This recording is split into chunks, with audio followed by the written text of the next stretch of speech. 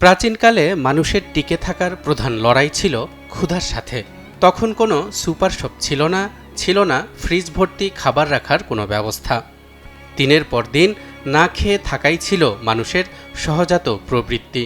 আর ঠিক এই অভাব বা ক্ষুধার ভেতরেই লুকিয়ে ছিল তখনকার মানুষের দীর্ঘায়ু আর সুস্বাস্থ্যের অধিকারী হবার মূল মন্ত্র।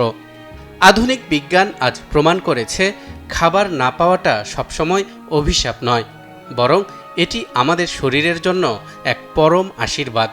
জেনে অবাক হবেন, 2016 সালে একজন জাপানি বিজ্ঞানী কেবল এই রহস্যটি উন্মোচন করেই পেয়েছিলেন চিকিৎসা বিজ্ঞানে নোবেল পুরস্কার। আজ আমরা জানব কিভাবে দীর্ঘ সময় না খেয়ে থাকা আমাদের শরীরের ভেতরে এক জাদুকরী মেরামত শুরু করে। জাপানি কোষবিজ্ঞানী ইয়োশিনোরি ওসুমি দেখিয়েছেন, আমরা যখন 12 থেকে 16 ঘন্টা না খেয়ে থাকি তখন আমাদের শরীরের প্রতিটি কোষ সক্রিয় হয়ে ওঠে। বাইরের খাবার না পেয়ে কোষগুলো তখন শরীরের ভেতরে থাকা পুরনো, অকেজো আর বিষাক্ত প্রোটিনগুলোকে পুড়িয়ে শক্তিতে রূপান্তর করতে শুরু করে। বিজ্ঞানের ভাষায় একে বলে অটোফেজি বা নিজেকে নিজে খাওয়া। সহজ করে বললে এটা অনেকটা আপনার ফোনের ক্লিন আপ বা রিসাইকেল বিন খালি করার মতো। আপনার কোষের ভেতরে যে আবর্জনা জমে আছে, রোজা রাখলে শরীর সেই আবর্জনাগুলোকেই রিসাইকেল করে একদম নতুন সেল বা কোষ তৈরি করে। এর ফলে শরীরে ক্যান্সার বা অ্যালঝেইমারের মতো রোগের ঝুঁকি নাটকীয়ভাবে কমে যায়। যুক্তরাষ্ট্রের জনস হপকিন্স ইউনিভার্সিটির নিউরোসায়েন্টিস্ট মার্ক ম্যাটসনের মতে, প্রাকৃতিকভাবেই মানুষের শরীর নকশা করা হয়েছে উপবাস বা না খেয়ে থাকার জন্য। আদিম যুগে মানুষ শিকার করলে পেট পুড়ে খেত, আর শিকার না পেলে দিনের পর দিন না খেয়ে থাকত। এই খাওয়া এবং উপবাসের চক্রই তাদের দেহের মেটাবলিজমকে নমনীয় করে রেখেছিল। কিন্তু বর্তমানে আমরা সেই চক্র ভেঙে ফেলেছি। সারাক্ষণ অনলাইনে অ্যাক্টিভ থেকে গেমিং কিংবা সোশ্যাল মিডিয়া স্ক্রল করা আর গভীর রাত পর্যন্ত মুখরোচক স্ন্যাক্স খাওয়ার অভ্যাস আমাদের শরীরকে বিশ্রামের সুযোগই দিচ্ছে না।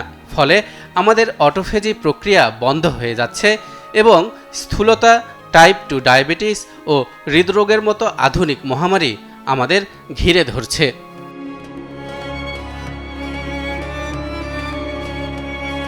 এমন অবস্থায় ফাস্টিং বা রোজা হতে পারে আমাদের শরীরে অটোফেজি প্রক্রিয়া চালু করার জন্য এক আদর্শ সমাধান। রোজা রাখলে আমাদের শরীর মূলত 3টি বড় কাজ করে। মেটাবলিক সুইচ, শরীর গ্লুকোজ পোড়ানো বন্ধ করে জমানো চর্বি পোড়াতে শুরু করে। এটি কেবল ওজন কমায় না, ক্ষতিকর ভিসেরাল ফ্যাট বা পেটের চর্বিও দূর করে। প্রদাহ বা ইনফ্লামেশন কমানো, দীর্ঘস্থায়ী ইনফ্লামেশন হলো সব রোগের মূল।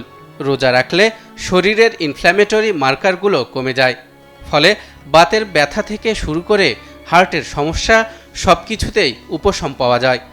মস্তিষ্কের সুরক্ষা, গবেষণায় দেখা গেছে ফাস্টিং বা রোজা আমাদের স্মৃতিশক্তি বাড়ায় এবং ব্রেনের কোষগুলোকে ক্ষতির হাত থেকে রক্ষা করে।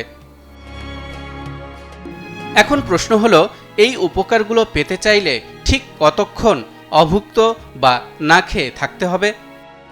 বিজ্ঞানীদের মতে 16 ঘন্টা উপবাস বা ফাস্টিং অটোফেজি শুরু করার জন্য আদর্শ। তবে রমজানের 12 থেকে 14 ঘন্টার রোজাও এই প্রক্রিয়াকে বেশ শক্তিশালীভাবে সচল করে। যারা তাদের শরীরের আরও গভীর মেরামত চান, তারা চিকিৎসকের পরামর্শে 16 ঘন্টার বেশি সময় উপবাস করতে পারেন।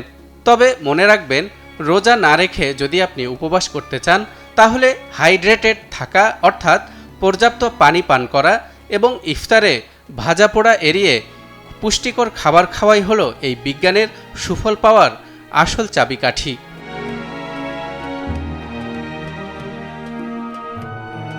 তাহলে দেখা যাচ্ছে, ধর্মীয় অনুশাসনের বাইরেও রোজা আমাদের শরীরের এক অপরিহার্য প্রয়োজন।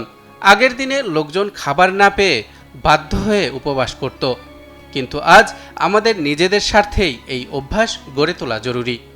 শরীরকে মাঝে মাঝে একটু ক্ষুধার্ত রাখা মানেই হলো তাকে নতুন করে বাঁচার সুযোগ দেওয়া। তালহা ইবনে রেজা, নিউজ 24।